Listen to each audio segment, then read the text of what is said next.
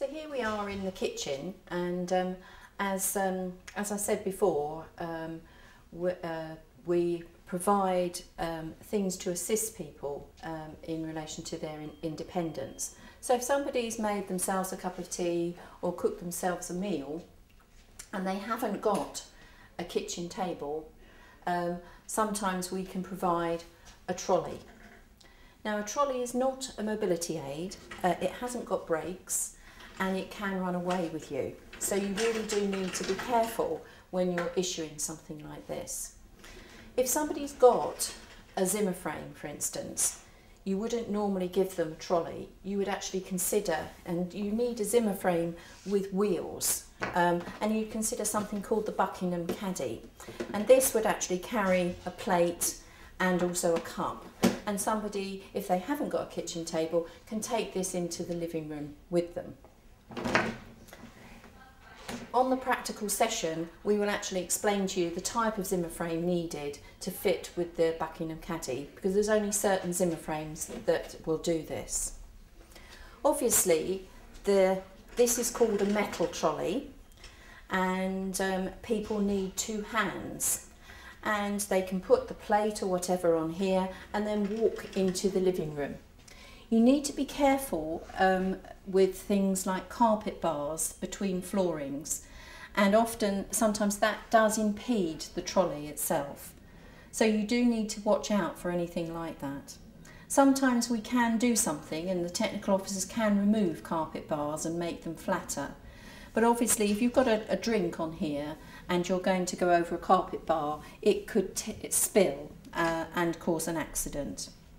So generally what would happen is somebody with two hands would be able to use this, and they're very good and can turn quite quickly. If you've got somebody that's got one hand, for instance, that isn't going to be any good, but you've got something called the Epwell trolley, and these trolleys have been around for years. They're very compact, they will turn on a sixpence, and again the same thing is that if they're pushing it at all, again over a carpet bar, you do need to be careful. The other thing with the Epwell trolley is that this trolley, for instance, if you wanted to, you could bring the chair in, you could actually sit and bring the trolley to you, and you could eat from here. With an Epwell trolley, you can't really do that. Although there's a space to be cleared for when you're walking, you can't bring it close. But people do often eat in like this, or they've got their own table that they can use to transfer things on.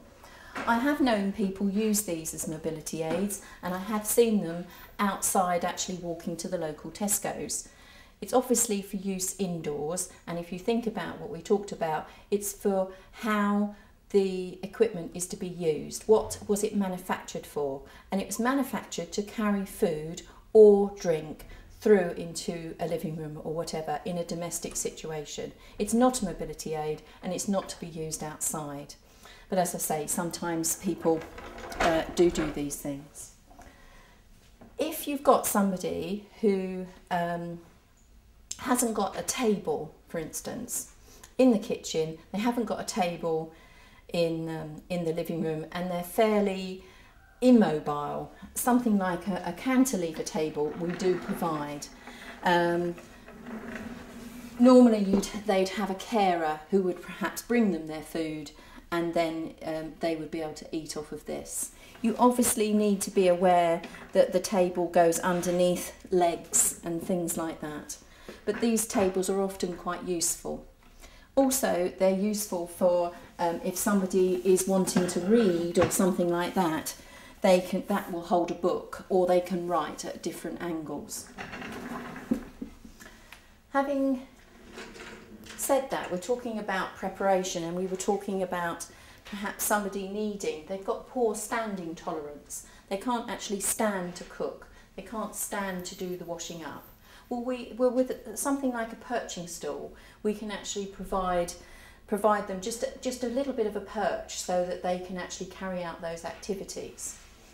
The word perching stool is actually very apt because it is only a perching stool. This stool is much too high for me, but it gives you it will demonstrate what I'm meaning, is that it's only just to rest your bottom. It's not to sit on as a stool.